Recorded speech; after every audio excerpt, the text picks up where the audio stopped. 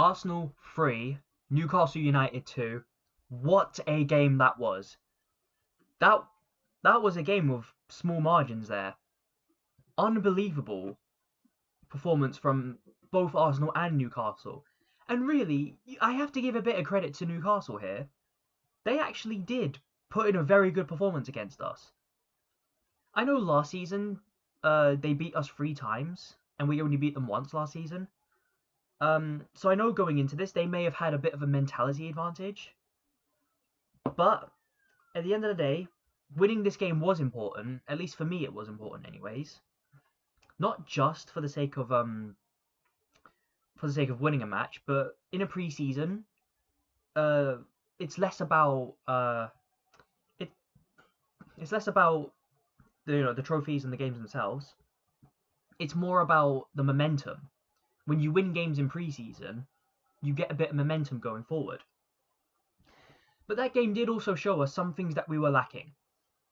And for example, one of the things that we were lacking was a left winger. I don't think the left wing was very great this game. It had its moments, don't get me wrong, but it did show that we were lacking an out-and-out left winger that can really change up the game. Especially looking at that Anthony Gordon. Anthony Gordon for them looked absolutely superb.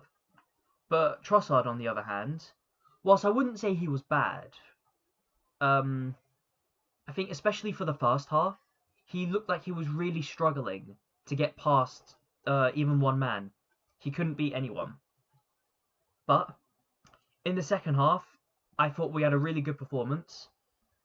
In general, I thought we had a good performance, but this game, it could have gone either way. So definitely respect to Newcastle, and I can see Newcastle doing a lot of good things in this season, especially considering they haven't done any real business as far as I'm aware. But let's get into this already, because there's a lot to unpack on this. Starting in goal with David Raya. And look, David Raya, I can't really hold him accountable for the first goal. I'm trying to recall the goals now. Yeah, the first goal was realistically less of David Raya's fault and more a fault of the defensive midfield. But I'll get to that later on. The second goal, I don't think David Raya was even in goal at the time. So I can't hold him too accountable. I don't think he did too much wrong, really. I'm going to be fair to him and give him a 7. Ben White looked very good going forward, definitely. Got himself into decent positions alongside Bukayo Saka. Not too much to really complain about. I'm going to give him a 7 as well. William Saliba, I thought he played brilliantly. I thought he played absolutely brilliantly. He looked very calm on the ball, very composed, as per usual. Saved us again. That's twice he saved us in pre-season alone. But I don't really have to say much about it. That gets an 8 for him. Calafiori. I'm a little bit concerned with Calafiori. I didn't really see whether or not he was injured or not, and I'm kind of concerned that he might actually be injured, knowing his history of getting injured. We can't have any more injuries than we already have. But Calafiori did play well. I think it is a bit of a shame that he had to get substituted off, though. I can't really rate him anything more than a 7, and I think that's fair because he just didn't get that much game time in comparison. Miles Lewis-Skelly, he looked very calm on the ball, very composed. He was holding up on the ball quite well. Nothing much to really report on that. I'm going to give him a 7. Now moving into our midfield area, we didn't start with our full midfield, with our full strength midfield. We only had our full strength midfield for a few minutes. But Zubimendi, he took one for the team. He was playing quite intelligently, passing balls in that even I didn't see.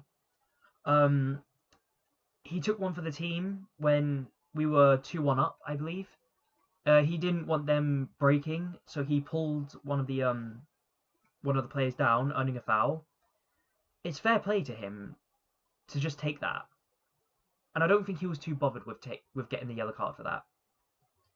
But Zubimendi getting subbed off for Norgard, I can see that as a tactical decision, especially considering he's on a yellow card. Um, but Zubimendi gets an 8, even with a yellow card, just because of how tactical it was.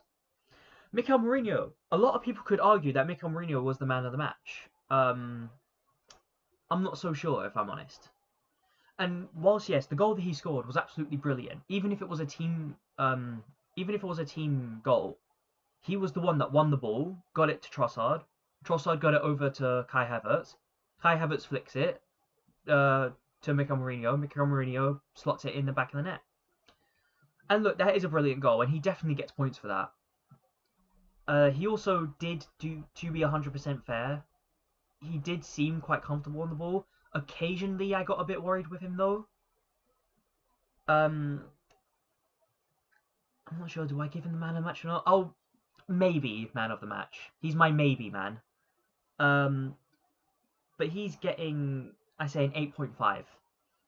Ethan Wanyeri, he was good, don't get me wrong. I think a few times, though, he was getting caught on it. He did try to do intelligent passes, bare minimum, and I can respect that in a player. But I still think he needs that time. A little bit more time, a little bit more experience, and he can be absolutely world class. But for now, Ethan Wanyeri, I'll give him a 7. Kai Havertz got the first assist, and what an assist it was. What a nice little flick it was. I thought he was going to shoot it. I thought he was just going to be greedy. But Kai Havertz, I have to be absolutely fair with him. I thought he did play well, but his heading towards the goal needed a lot of work. I don't think he got a single header on target. But regardless, he did get the assist, and that will give him points, and I will give him a 7, 7.5 maybe. Leandro Trossard. As I was saying earlier on, Leandro Trossard, he couldn't beat an egg, the guy. Not in the first half anyways, he was really struggling. You could really see him struggling. Every time he tried to get past just one defender, that defender always managed to nick the ball off of him. I might have to be a little bit harsher on Trossard. I don't think he had a bad game per se, but I didn't think he really stood out as anything. I'll give him a 6, a 6.5. Very, very average, not very exciting for me. He had his moments, but he had a lot that kind of takes away points from him. And Bukayo Saka, my other potential man of the match. Now, I think Bukayo Saka played brilliantly. I think he was finding the ball. He was getting into decent positions. However, he was also consistently doubled up on. So even then, he was occasionally losing the ball. He did typically find someone to pass to, but I do think he needed a little bit more help whenever he got the ball. He didn't get very many options. But when he did, he managed to find a way out. So I'm going to put him on par with Mikel Mourinho. I'm going to say an 8.5. One thing I do want to say, though, and this is no way like me criticizing Bukayo Saka, but Max Dowman, what a player he looks like. He put in, like, what was it, half an hour he got to play?